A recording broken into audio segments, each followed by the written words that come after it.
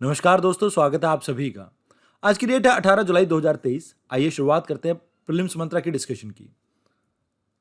इस आर्टिकल में हम बात करेंगे प्रधानमंत्री आवास योजना के बारे में। देखिए, ये न्यूज़ में इसलिए था क्योंकि अभी यूपी को बहुत सारा एडिशनल एलोकेशन मिला है इस स्कीम के अंडर, बट 23 जो स्टेट्स थी आपकी, वो डेडलाइन को मिस कर गए। 30 जून तक उन्होंने कुछ घरों को सेंक्शन करना था, बट 1.4 लाख जो घर है इनको सेंक्शन नहीं मिल पाया, तो अब इनको एलोकेशन नहीं मिल पाएगा फंड का। अब यहां आपको समझना होगा हम कौन से प्रधानमंत्री आवास योजना के बारे में बात कर रहे हैं, क्योंकि यहां दो कंपोनेंट हैं आपके आवास योजना के। एक तो 2015 में आपकी शुरुआत हुई थी प्रधानमंत्री आवास योजना अर्बन एरिया की, जिसे इंप्लीमेंट कर रही है आपकी मिनिस्ट्री ऑफ हाउसिंग। अब यहां पर यह कहा जाता है कि जो भी अर्बन एरिया में आपके घरों की शॉर्टेज चल रही है, उन गरीब लोगों के लिए यहां पर अर्बन एरिया में घरों की कंस्ट्रक्शन के लिए सरकार कुछ पैसे प्रोवाइड करेगी। अब यहां किसी भी तरह का आपका अर्बन एरिया हो, उन सभी को कवर किया जाता है, और खासकर यहां प्रमोट किया जा रहा है वुमेन एम्पावरमेंट को। अब यहां जो भी घर कंस्ट्रक्ट किए जाते हैं प्रधानमंत्री आवास योजना अर्बन में, उनमें टॉयलेट्स होने चाहिए, वाटर सप्लाई होनी चाहिए, इलेक्ट्रिसिटी होनी चाहिए, किचन होनी चाहिए। ये बेसिक अमेनिटीज हैं, ये सभी घरों में होनी चाहिए। आइए अब बात कर लेते हैं प्रधानमंत्री आवास योजना ग्रामीण के बारे में भी। देखिए, यहां पर भी एम सेम है हमारा। 2022 से पहले पहले हम चाहते हैं कि हम सभी रूरल एरिया के लोगों को घर प्रोवाइड कर सकें। सभी इन द सेंस जो जैसे SC ST वर्ग से हैं, या कोई आपके सोशो इकोनॉमिक कास्ट सेंसस के अकॉर्डिंगली जिन्हें घर की ज़रूरत है, उन सभी लोगों को यहाँ पर घर प्रोवाइड किया जाएगा। जैसे कई स्कीम्स हैं, ड्रिंकिंग वाटर से रिलेटेड स्कीम्स हैं, इलेक्ट्रिसिटी से रिलेटेड स्कीम्स हैं, या LPG कनेक्शन से रिलेटेड स्कीम्स हैं, उनको यहाँ पर अच्छे से इंप्लीमेंट किया जाएगा। ये स्कीम आपकी इंप्लीमेंट करा मिनिस्ट्री ऑफ रूरल डेवलपमेंट। यहाँ जो भी लोग बिलो पॉवर्टी लाइन आते हैं, उनको घर की कंस्ट्रक्शन के लिए सरकार पैसे मुहैया कराएगी। अब लास्ट चीज जो आपको पता होनी चाहिए, देखिए 2022 की तो हमने डेडलाइन मिस कर दी है। अब 2024 तक हम ये चाहते हैं कि 2.95 यानी लगभग 3 करोड़ घर की हम कंस्ट्रक्शन करेंगे, और ये सिर्फ ग्रामीण क्षेत्र की ही बात की जा रही है। अब जैसे स्टेट्स में यहाँ पर जो हमने 23-24 की बात की है, इसमें गुजरात आ जाता है, त्रिपुरा आ जाता है, सिक्किम आ जाता है, मेघालय आ जाता है, महाराष्ट्र, असम, नागालैंड, मिजोरम, तमिलनाडु, अंडमान एंड निकोबार, अरुणाचल प्रदेश, बिहार, वेस्ट बंगाल, लद्दाख, राजस्थान, मध्य प्रदेश, केरला, झारखंड, पंजाब, हरियाणा, उत्तराखंड, आंध्र प्रदेश, ये सभी स्टेट्स आ जाती हैं। मतलब no one is left behind. लगभग इन सभी को यहां पर ये घर नहीं बनाने के लिए पैसा मिलेगा। अब देखिए, इसमें कुछ कंपोनेंट है जो आपको याद रखने हैं। पहली चीज, मिनिमम जो घर का एरिया रहेगा जैसे पक्के मकान के लिए, वो 25 स्क्वायर मीटर का रहना चाहिए रूरल एरिया में। इसमें बेनिफिशियरी को अप टू 1.2 लाख रुपीज मिलेंगे प्लेन एरिया में। इसके अलावा अगर हिली एरिया की बात की जाए तो अप्रॉक्सीमेटली हाईएस्ट वहां पर पेमेंट है 1,30,000 के आसपास, यानी जो डिफिकल्ट एरिया है। और ये सेंटर और स्टेट दोनों मिलकर फंडिंग करें 60-40 के रेशियो में। तो ये चीजें आपको यहां पे याद रखनी स्कीम के बारे में। आइए अब बात करते हैं अगले आर्टिकल की। इस आर्टिकल में हमें 3 चीजें समझनी है। पहली चीज, यहां पर कॉन्स्टिट्यूशनल बेंच क्या होता है, पहली चीज। दूसरी चीज, यहां पर आपको समझना होगा कि ये ऑर्डिनेंस क्या होता है। और तीसरी चीज यहां पर मेंशन किया गया सॉलिसिटर जनरल। तो इन 3 चीजों के बारे में हम यहां पर इस आर्टिकल में समझेंगे। देखिए, सबसे पहले बात कीजिए सॉलिसिटर जनरल की, तो आपको ये याद रखना है कि सेकंड लॉ ऑफिसर होते हैं after attorney general of India. Attorney general of India आपकी जो ऑफिशियल ड्यूटीज निभा रहे हैं उसको फुलफिल करने के लिए उनकी हेल्प करते हैं। ये सॉलिसिटर जनरल की जो पोस्ट है, ये कहीं भी मेंशन नहीं है भारतीय संविधान के अंदर। और साथ के साथ आपको ये याद रखना है कि ये प्रेसिडेंट द्वारा अपॉइंट किए जाते हैं और रीअपॉइंटमेंट के लिए ये एलिजिबल है। अब दूसरा जो चीज यहां पर समझना है वो दैट इज ऑर्डिनेंस। ऑर्डिनेंस क्या होता है? देखिए, मान लीजिए कोई इमरजेंसी सिचुएशन आ गई। अब भारतीय सरकार के पास ऐसा कोई लॉ मौजूद नहीं है, और हमें तुरंत ही एक लॉ चाहिए किसी सिचुएशन को हैंडल करने के लिए। तो उस समय आपकी ऑर्डिनेंस मेकिंग पावर यूज करते हैं आपके प्रेसिडेंट। ये भारतीय संविधान के आर्टिकल 123 के अंडर मेंशन की गई है। और ये तभी हो सकता है जब आपके दोनों हाउसेज में से कोई एक या दोनों ही हाउस वर्किंग में ना हो, यानी सेशन में ना हो। जब भी आपके हाउस खुलेंगे उसके 6 वीक के अंदर अंदर यहां पर इसे रेटिफाई करना पड़ता है पार्लियामेंट के द्वारा। अगर नहीं किया जाता तो आपका ऑर्डिनेंस लैप्स कर जाता है। मतलब आप ये समझिए, भारतीय संविधान में एक चीज कही गई है कि मैक्सिमम 2 हाउसेज की सिटिंग के बीच में, मतलब 2 जो सिटिंग होती है आपके हाउसेज की, जैसे मॉनसून सेशन है या आपका बजट सेशन है, इनके बीच में मैक्सिमम 6 मंथ का गैप हो सकता है। तो जो मैक्सिमम एज है एक ऑर्डिनेंस की, वो है 6 महीने 6 हफ्ते। मतलब 6 महीने के बाद ये मैक्सिमम 6 हफ्ते तक ही रहेगा, उसके बाद ये लैप्स कर जाएगा। तो ये इसकी मैक्सिमम टेन्योर रहता है। अब बात की जाए कॉन्स्टिट्यूशनल बेंच की, तो ये आर्टिकल 145 क्लॉज 3 में मेंशन है आपका। और उसके साथ साथ आर्टिकल 143 में भी मेंशन है आपका। इन दोनों ही आर्टिकल में ये कहा गया है कि भाई सुप्रीम कोर्ट आपका कॉन्स्टिट्यूशनल बेंच जब बनाता है तो उसमें मिनिमम 5 जजेस होने चाहिए, यानी 5 या उससे ज्यादा हो सकते हैं। अब जो रूटीन केसेस हैं उसके अंदर आप देखेंगे मैक्सिमम 1, 2 या 3 आपके जजेस हो सकते हैं, बट कॉन्स्टिट्यूशनल जजेस में हमेशा नंबर ऑड में रहेगा, जैसे 5 होगा, 7 होगा, 9 होगा, 11 होगा, कुछ इस तरह का रहेगा। सबसे बड़ा जो बेंच रहा है वो केशवानंद भारती केस में रहा है। आज के कमेंट बॉक्स में आपको मुझे ये बताना है कि केशवानंद भारती में कितने जजेस थे आपके। अब यहां आर्टिकल 145 के बारे में भी बात कर लेते हैं।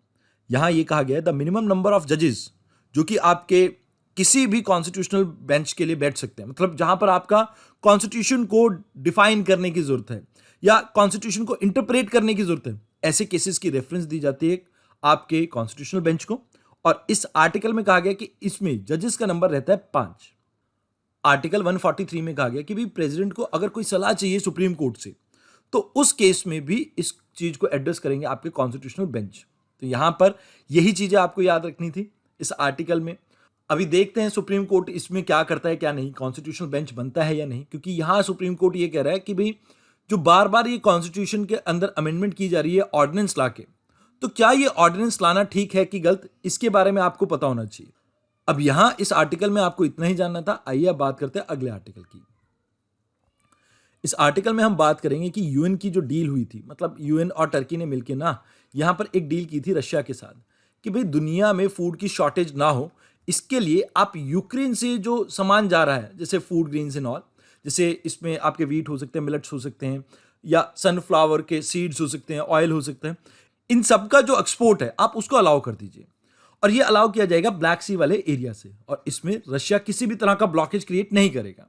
बट हाल फिलहाल में क्या हुआ कि ये जो क्रीमिया वाला एरिया है ना, यहां पर एक ब्रिज था जो रशिया से कनेक्ट करता था इस क्रीमिया वाले पार्ट को। इस ब्रिज के ऊपर ड्रोन के थ्रू अटैक कर दिया गया, जिसके बाद बौखलाहट में अब रशिया ने किसी भी तरह की अपनी ये जो डील है इसको फुलफिल करने से मना कर दिया। तो आपको यहां पर ब्लैक सी के बारे में पता होना चाहिए। एक बार फिर से डिस्कस कर लेते हैं। देखिए इसके लिए कोड वही है BGTRUR। अब BGT में क्या आ गया, बुल्गारिया आ गया, जॉर्जिया आ गया, टर्की आ गया, रोमेनिया, यूक्रेन और रशिया। RUR में ये 3 आ गए। अब यहां आपको एक स्ट्रेट देखने को मिलती है, स्ट्रेट ऑफ करच, जो कि आपके सी ऑफ अजोव को ब्लैक सी से कनेक्ट करती है। ब्लैक सी आगे मरमरा के साथ स्ट्रेट ऑफ बॉस्फोरस के थ्रू कनेक्ट होती है, एंड ये मरमरा आगे एजियन सी के साथ डरडनाले स्ट्रेट के साथ कनेक्ट होती है। तो ये चीजें आपको यहां पे याद रखनी थी। आइए अब बात करते हैं अगले आर्टिकल की। अभी हाल फिलहाल में नीति आयोग ने एक रिपोर्ट पब्लिश की है। इस रिपोर्ट को पब्लिश करने के लिए नेशनल फैमिली हेल्थ सर्वे का इस्तेमाल किया गया है नीति आयोग के द्वारा, जो कि कंडक्ट किया गया था आपके 2019 के अंदर। देखिए ये सर्वे थोड़ा पुराना है, 1921 में ये कंडक्ट किया गया था, बट स्टिल इससे बहुत सारी आउटकम निकल के आई है अबाउट मल्टी डिमेंशनल पॉवर्टी के बारे में। देखिए जैसा कि आपका ऑक्सफोर्ड यूनिवर्सिटी द्वारा भी एक सर्वे कंडक्ट किया जाता है मल्टी डिमेंशनल पॉवर्टी के बारे में विद UNDP, उसी तरह का ये सर्वे ऑलमोस्ट सेम ही इसमें आपके क्राइटेरिया रहते हैं।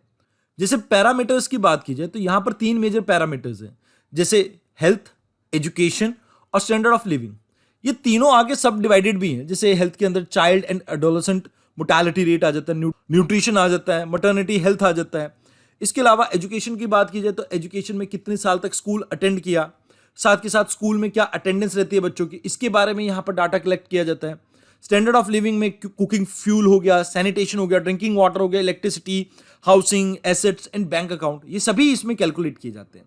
अब इसके बेसिस पे अभी जो रिकॉर्ड क्रिएट किया गया इसमें हमें पता लगा कि ऑलमोस्ट 9.89% की डिक्लाइन देखने को मिला है मल्टी डायमेंशनल पॉवर्टी में। That's a good news. Almost 24%, यानी हमारी 1/4 पॉपुलेशन इसके अंडर आती थी मल्टी डायमेंशनल पॉवर्टी के अंडर। अब ये घट के महज 14% के आसपास पहुंच गई है।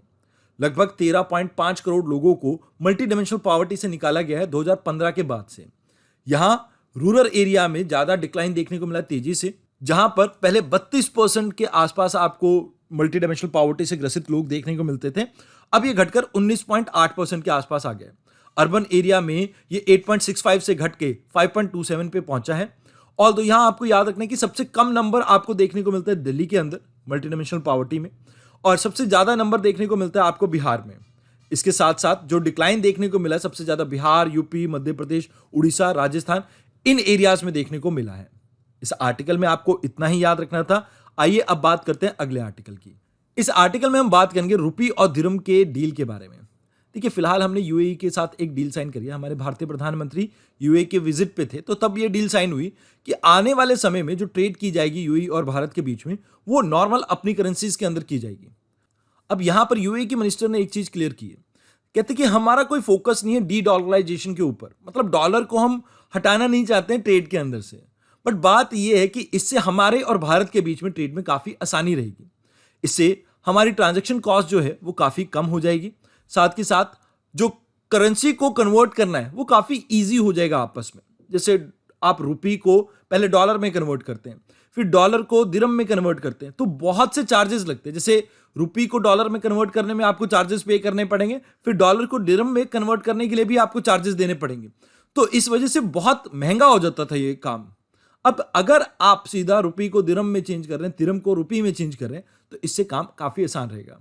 यहां आपको याद रखना है कि इससे भारत और यूएई के बीच में काफी ट्रेड्स के अंदर, एक्सपोर्ट के अंदर, इंपोर्ट के अंदर फायदा देखने को मिल सकता है। अभी अगर हाल फिलहाल की बात की जाए, 2022 में हमने comprehensive economic partnership agreement sign किया था, जिसके बाद से लगभग 15% से हमारी ट्रेड इंप्रूव हुई है। ऑलमोस्ट $85 बिलियन की हमारी आपस की ट्रेड थी, उसमें से $50 बिलियन तो ऑयल के ही है। अब यहां आपको याद रखना है कि आने वाले समय में ब्रिक्स का मेंबर बनना चाहता है आपका यूएई। इसके अलावा एससीओ का भी ऑब्जर्वर स्टेटस इसे मिला हुआ है, और यहां पर भी प्रमोट करना चाहते हैं हम नेशनल करेंसी को, ताकि पेमेंट में आपस में इजी रहे। और ये सभी लोग कोशिश कर रहे हैं कि डॉलर के ऊपर इनकी डिपेंडेंसी कम हो सके। इसके अलावा यूएई ने यहां पर भारत से दरखास्त की है कि भाई एयर सर्विस एग्रीमेंट को उसे बदलने की जरूरत है। अब भारत के अंदर एयर सर्विस एग्रीमेंट क्यों बदलना चाहता है यूएई? देखिए अभी हाल फिलहाल के लिए कुछ ही चुनिंदा एयरपोर्ट से आप यूएई यानी दुबई वगैरह की फ्लाइट ले सकते हैं। अब इसकी वजह से इन एरियाज में कंजेशन रहती है, और साथ के साथ नंबर ऑफ फ्लाइट्स आप रेगुलेट कर देते हैं, तो पर सीट के यहां पर चार्जेस इंक्रीज हो जाते हैं, कॉस्टली हो जाती है वो। क्योंकि देखिए डिमांड एंड सप्लाई का रूल अप्लाई करेंगे तो सप्लाई कम है क्योंकि फ्लाइट्स कम है, और डिमांड ज़्यादा है क्योंकि लोग घूमने फिरने की वजह से या वैसे भी यूएई जाना चाहते हैं। तो यहाँ पर इसके कारण आपके जो टिकट्स के प्राइसेस वो महंगे हो जाते हैं, तो लोग अफोर्ड नहीं कर पाते हैं यूएई घूमना। तो यहाँ यूएई चाहता है कि भाई अलग अलग शहरों से अगर फ्लाइट की कनेक्टिविटी रहेगी तो इससे आने वाले समय में हम टिकट्स के प्राइसेस को थोड़ा मैनेज कर पाएंगे। अब इंडिया क्यों एयर सर्विस एग्रीमेंट को ज़्यादा अमेंड करने के पक्ष में नहीं है? तो इसमें समझे कि भाई इंडिया खुद अपनी एयरलाइंस के थ्रू इन लोगों को दुबई पहुंचाता है।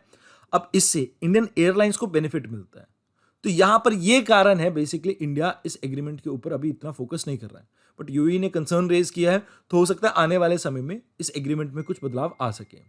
आइए अब बात करते हैं अगले आर्टिकल की। साइंस एंड टेक में आज हम बात करेंगे एंडोमेट्रियोसिस के बारे में। देखिए ये एक तरह के फीमेल में होने वाली बीमारी है। जैसे मान लीजिए अगर 10 फीमेल हैं तो उसमें से किसी एक को ये बीमारी हो सकती है। मतलब कहने का ये है कि 10% फीमेल्स में ये प्रॉब्लम देखने को मिलती है। अब ये किस तरह की बीमारी है? देखिए ये रिप्रोडक्टिव डिजीज है। इसको आप इस तरह से समझ सकते हैं कि जो फीमेल के रिप्रोडक्टिव ऑर्गन्स है जैसे ओवरीज, यहाँ पर एक गांठ सी बन जाती है। मतलब आप ये कहिए कि लीजन सा बन जाता है, जिसके कारण रिप्रोडक्टिव ऑर्गन्स में इनफर्टिलिटी देखने को मिल सकती है। क्रॉनिक पेन यानी बहुत लंबे समय तक दर्द रह सकता है। पेल्विक पेन्स मतलब जो आपके पेल्विक एरिया है उसमें दर्द रहेगा। ब्लोटिंग यानी पेट में गड़बड़ रहना, और वॉमिट जैसा मन होना, ये सभी कॉमन सिम्टम इसमें देखने को मिलते हैं। लाइजन क्या होता है? जैसे अब नॉर्मल जब ग्रोथ होती है सेल्स की ना यूट्रस के अंदर, इसे लाइजन कहा जाता है। अब यहाँ एक स्टडी कंडक्ट की गई थी जिसमें यह पाया गया कि कुछ बैक्टीरियाज के केसेस में ये जो बीमारी के चांसेस है काफ़ी इंक्रीज हो जाते हैं। अगर किसी को इसको कंट्रोल करना हो तो एंटीऑक्सीडेंट फूड खाना चाहिए, और ऐसा फूड खाना चाहिए जिसमें ओमेगा 3 या फैटी एसिड ज़्यादा हो। इससे इस बीमारी को कंट्रोल करने में काफ़ी हेल्प मिल सकती है। तो यहाँ पर इस आर्टिकल में, और तो बहुत लंबा चौड़ा आर्टिकल था, बट इतना ही हमारे लिए इंपॉर्टेंट था क्योंकि आप प्रीवियस ईयर क्वेश्चंस देखेंगे तो कुछ इसी तरह के आपके क्वेश्चन पूछे जाते हैं यहाँ पे। तो इस आर्टिकल में इतना ही था।